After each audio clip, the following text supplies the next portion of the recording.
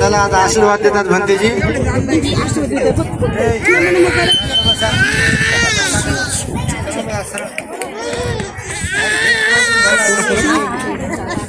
आता रोज प्रवचन आहे संध्याकाळी.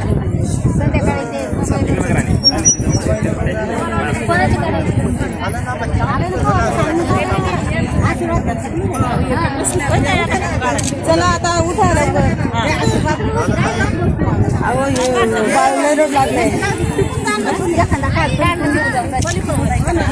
बसा आता बसा आशीर्वाद देऊ द्या. बसा खाली बसा. ए छोटी कुठून नेपाळ आली माहिती बस खाली. आज या महान मंगलमय दिनी महाकरुणा बुद्धिस्ट मॉनेस्ट्री साजापूर या ठिकाणी आषाढ पौर्णिमा तथा गुरु पौर्णिमेचं औचित्य साधून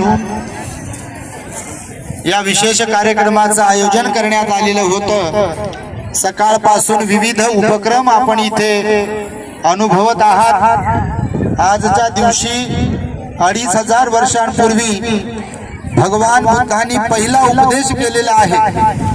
भगवान बुद्धांनी त्यांच्या हयातीमध्ये म्हणजे बुद्ध झाल्यावर 45 वर्ष एकूण 82,000 उपदेश केलेले आहेत.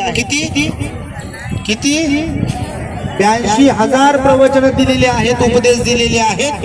आणि त्यांच्या अग्रश्रावकांनी 2,000 असे एकूण 84,000 उपदेश बौद्ध साहित्य ज्याला त्रिपिटक म्हटलेलं आहे त्याच्यामध्ये ते आज उपलब्ध आहेत सर्व जगातील भाषांमध्ये. याला त्रिपिटक म्हणतात बघा. त्रिपिटक म्हणजे त्रि म्हणजे 3, पिटक म्हणजे पेटारा, पेटारा म्हणजे भाग. 3 भाग आहेत बौद्ध साहित्याचे. एक पहिला भाग आहे त्याला सुत्त पिटक म्हटलेला आहे. सुत्त म्हणजे भगवान बुद्धांनी प्रत्यक्ष केलेले दिलेले प्रवचन आहेत. त्यानंतर एक आहे विनय पिटक. विनय पिटक म्हणजे काय तर विनय म्हणजे नियम. तर भगवान बुद्धांनी विनय पिटकावर पण उपदेश दिलेले आहेत जे की भिक्खूचे कोणते विनय नियम असावेत, भिक्षुणींचे कोणते नियम असावेत, श्रामणेरांचे कोणते नियम असावेत, अनागारिकांचे कोणते नियम असावेत, उपासक आणि उपासिकांचे कोणते नियम असावेत. यासाठीचा एक ग्रंथ आहे मोठा, त्याला म्हटलेला आहे विनय पिटक. आणि तिसरा ग्रंथ आहे बौद्ध साहित्यातला, त्याला म्हटलाय अभिधम्म पिटक. काय अभिधम्म पिटक. या अभिधम्म पिटकामध्ये निर्वाणाची अवस्था काय आहे, निर्वाण अवस्थेला पोहोचण्यासाठी नेमकं कोणतं आचरण करावं लागते, ध्यानाच्या अवस्था कोणत्या, अनापानसती म्हणजे काय, विपස්සना म्हणजे काय, याचा एकंदरीत उपदेश भगवान बुद्धांनी केलेला आहे. आणि त्याला म्हटलेला आहे अभिधम्म पिटक. असे एकूणच त्रिपिटकामध्ये 3 भाग आहेत म्हणजे सुत्त पिटक, विनय पिटक आणि अभिधम्म पिटक. तर भगवान बुद्धांनी बघा 82,000 प्रवचन जे दिले आज ते पुस्तक रूपाने आहेत. त्या भगवान बुद्धांनी जेवढे काही प्रवचन दिले त्यातलं पहिलं प्रवचन आज दिलेलं आहे भगवान बुद्धांनी आषाढ पौर्णिमेला. याला गुरु पौर्णिमा म्हणतात का तर मी तुम्हाला थोड्या वेळापूर्वी सांगितलं. 5 शिष्य परिव्राजक आजच्याच दिवशी भगवान बुद्धाला शरण आले. भगवान बुद्ध त्यांचे गुरु बनले आणि ते 5 त्यांचे शिष्य बनले. म्हणून गुरु पौर्णिमा म्हणून सुद्धा या आषाढ पौर्णिमेला मानल्या जाते. आणि त्यामुळे या गुरु पौर्णिमेचं विशेष महत्व आहे. सिद्धार्थ गौतम बुद्ध झाले, बुद्ध गयला आणि बुद्ध गयला ज्ञान प्राप्ती केल्यानंतर वैशाख पौर्णिमा झाली बघा. वैशाख, ज्येष्ठ आणि आषाढ समजते तुम्हाला. उन्हाळ्यामध्ये वैशाख पौर्णिमा झाली, नंतर आता मागची ज्येष्ठ पौर्णिमा झाली. आता यावर्षी आगाऊ महिना होता. दर 3 वर्षानंतर आगाऊ महिना येत असतो, एक्स्ट्रा मंथ येत असतो. तर वैशाख, ज्येष्ठ आणि आषाढ पौर्णिमा असा कालावधी भगवान बुद्धांनी जो काही आहे तो बुद्ध गयेत घालविल्यानंतर ते सारनाथला गेले. आता उत्तर प्रदेशामध्ये सारनाथ आहे बघा, बनारस पण म्हणतात त्याला. तर त्या सारनाथ मध्ये ऋषी पतन मृगदाय वनामध्ये भगवान बुद्धांनी पहिला उपदेश केलेला आहे. ज्या उपदेशाला म्हणतात धम्मचक्र पवतन सुत्त. काय म्हणतात? झोपले? धम्मचक्र पवतन सुत्त म्हणतात. भगवंताचा अत्यंत सुंदर उपदेश आहे. तुम्ही खरं तर बौद्ध जे आहेत त्यांनी भगवंताचा हा जो उपदेश आहे आजच्या दिवशी तो स्मरण केला पाहिजे, त्याला आठवलं पाहिजे, त्याला वाचलं पाहिजे, त्याचा अभ्यास केला पाहिजे. एकंदरीतच निर्वाणाची अवस्था काय असते, 31 भूमी कोणत्या आहेत या संदर्भात दुःखमुक्त होण्यासाठीचा उपदेश म्हणून भगवान बुद्धांनी आजच्या पौर्णिमेला 2500 वर्षांपूर्वी केलेला आहे. आणि हे या पौर्णिमेचं एक विशेष महत्व आहे. आणि त्यामुळे ही पौर्णिमा गुरु पौर्णिमा म्हणून म्हटल्या जाते. आजच्या दिवशी सिद्धार्थ गौतमाने म्हणजे बुद्ध होण्याच्या अगोदर सिद्धार्थ गौतमाने गृहत्याग केला होता. जे घरदार सोडलं म्हणतो ना आपण, तर आजचीच ती पौर्णिमा होती. ह्याला आषाढ पौर्णिमा म्हटलेला आहे. तर आषाढ पौर्णिमेला सिद्धार्थ गौतमाने गृहत्याग केलेला आहे. एक तिसरी घटना, या आषाढ पौर्णिमेलाच महामायेला गर्भधारणा झालेली होती.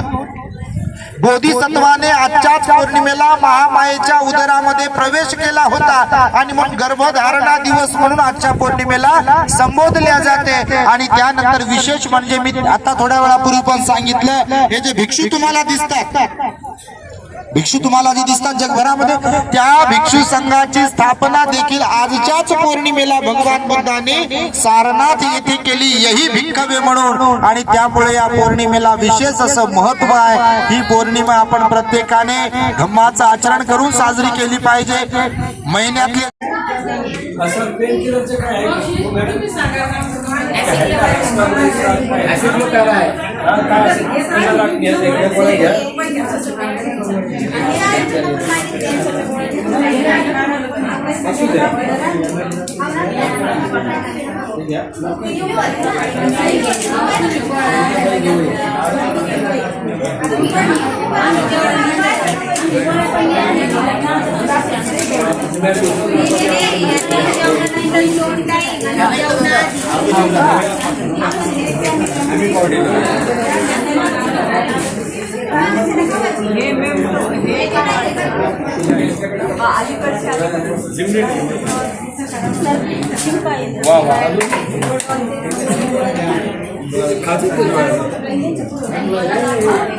एक अत्यंत आनंदाचा दिवस आहे.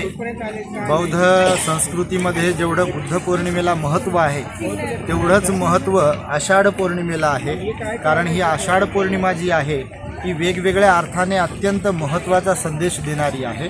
2500 वर्षांपूर्वी जेव्हा सिद्धार्थ गौतम बोधिसत्व वैशाख पौर्णिमेला बुद्धगया येथे बोधिज्ञान प्राप्त करतात, दुःखमुक्तीचं, ते ज्ञान वितरित करण्यासाठी म्हणजे त्या ज्ञानावर प्रकाश टाकण्यासाठी, अर्थातच त्या ज्ञानाचा पहिला उपदेश देण्यासाठी म्हणून आजची पौर्णिमा त्या भगवान बुद्धांनी निवडलेली होती. आजच्या पौर्णिमेला ऋषीपतन मृगदाय वन सारनाथ, ज्याला बनारस वाराणसी म्हणतात, तिथे भगवान बुद्धांनी पहिला उपदेश केलेला होता. बहुजन हिताय बहुजन सुखाय हे ब्रीद वापरलं भगवान बुद्धांनी. म्हणजे त्या काळामध्ये जी चातुर्वर्ण व्यवस्था होती, ब्राह्मण, क्षत्रिय, वैश्य आणि शूद्र या चारही वर्णांतील लोकांच्या हित सुखाकरिता भगवान बुद्धांनी शीलाच्या आचरणाचा संदेश दिलेला आहे. नैतिकता ही फार महत्त्वाची आहे जीवनामध्ये, सेवाभाव फार महत्त्वाचा आहे, शील पालन फार महत्त्वाचं आहे. प्राणी हिंसा न करणे, चोरी कर्म न करणे, व्याभिचार न करणे, खोटं न बोलणे, दारू गांजा बिडी तंबाखूचं सेवन न करणे, एक दुसऱ्याशी बंधुभावाचा व्यवहार ठेवणे, एकमेकांचा आदर करणे, माता पित्याची सेवा करणे, अशा प्रकारे भगवान बुद्धांनी उपदेश दिलेला आहे. बघा, मानवी जीवन हे परस्परावलंबी असल्या कारणाने सदोदित आपण काही ना काही एकमेकांना दान पुण्य करीत राहावं, शील पालन आणि ध्यान करावं. मनाच्या एकाग्रतेसाठी, मनाच्या शांततेसाठी आपण मेडिटेशन करू शकलो पाहिजे, ध्यान करू शकलो पाहिजे. हाही उपदेश भगवान बुद्धांनी आजच्या पौर्णिमेच्या दिवशी 2500 वर्षांपूर्वी केलेला आहे. दुसरी महत्त्वाची घटना म्हणजे आम्ही जे भिक्षू आहोत, या भिक्षू संघाची निर्मिती सुद्धा देखील आजच्याच पौर्णिमेला भगवान बुद्धांनी केलेली आहे. आणि त्यांना चरत भिक्खवे चारिकं बहुजन हिताय बहुजन सुखाय अशा प्रकारचा एक संदेश दिलेला आहे. लोकांवर अनुकंपा करा आणि लोकांना धम्माचा उपदेश करा. आणि त्यामुळे ही सदोदित परंपरा चालत आलेली आहे वर्षावासाची. आजपासून वर्षावासाला प्रारंभ होत आहे आणि त्यामुळे 3 वर्षाचा वर्षावास असणार आहे. आषाढ पौर्णिमेपासून म्हणजे आजच्या पौर्णिमेपासून येणाऱ्या आश्विन पौर्णिमेपर्यंत म्हणजे 26 ऑक्टोबर 2026ला वर्षावासाचा समापन होईल. अशा प्रकारचा कार्यक्रम आहे. सकाळपासून इथे बघा, विशेषत्वाने जर सांगायचं झालं तर अनेक म्हणजे 10-11 डॉक्टरची टीम इथे आलेली आहे. आपण इथल्या संपूर्ण परिसरातील आणि इथे कार्यक्रमाला येणाऱ्या नागरिकांसाठी मोफत आरोग्य शिबिराचं आयोजन केलेलं होतं. त्यानंतर भोजनदान होतं, भिक्षू संघ भिक्षुणी संघाचं भोजनदान होतं, श्रामणेरांचं आणि उपासक उपासिकांचंही भोजनदान होतं. असा कार्यक्रम इथे एकंदरीत धम्मदेसनेचा पण झालेला आहे, भोजनदानाचं पण झालेलं आहे. आणि विशेष म्हणजे इथे बुद्धगयेवरून आणलेला म्हणजे बुद्धगयेच्या बोधिवृक्षाच्या बीजापासून निर्माण केलेला एक बोधिवृक्ष आहे, पिंपळाचं झाड, त्याला आज 2 वर्ष पूर्ण झालेली आहे. त्याचाही वाढदिवस आहे आणि म्हणून बोधिपूजा सुद्धा इथे संपन्न झालेली आहे. काय आवाहन करणार आज भारतामध्ये जर परिस्थिती तुम्ही पाहिली कोणत्याही जाती धर्मामध्ये कोणत्याही संप्रदायाच्या लोकांमध्ये, तर आम्ही नेहमीच सांगत आलेलो आहे की रंगाला महत्त्व दिल्या जात आहे. इथे धर्माच्या गवगवा करणं, धर्म माझा श्रेष्ठ, माझा धर्म श्रेष्ठ, याला महत्त्व दिल्या जात आहे. परंतु हकीकतमध्ये महापुरुषाचा जो विचार आहे तो अंगीकारला जात नाही आहे. हीच मोठी आपल्या देशाची मोठी खेदजनक परिस्थिती आहे. आणि म्हणून महापुरुषाचा विचार हा आत्मसात करण्यासाठीचा असतो, त्याचं अनुसरण करता आलं पाहिजे, तरच आपल्या देशाची घडी सुरळीत बसू शकते आणि परिवारामध्ये सुद्धा एक चांगलं समृद्धीचं वातावरण तयार होऊ शकते, सौजन्याचं वातावरण तयार होऊ शकते. आणि म्हणून प्रत्येकाने एकमेकांवर प्रेम करावं, एकमेकांना समजून घ्यावं, कधी कुणाला दुखवू नये, कधी कुणाला त्रास देऊ नये. हाच भगवंताचा शांतीचा संदेश आहे. वैराने वैराला शांत करता येत नाही, वैराला प्रेमानेच शांत करता येते, संयमाने शांत करता येते. हाच भगवंताचा उपदेश आहे.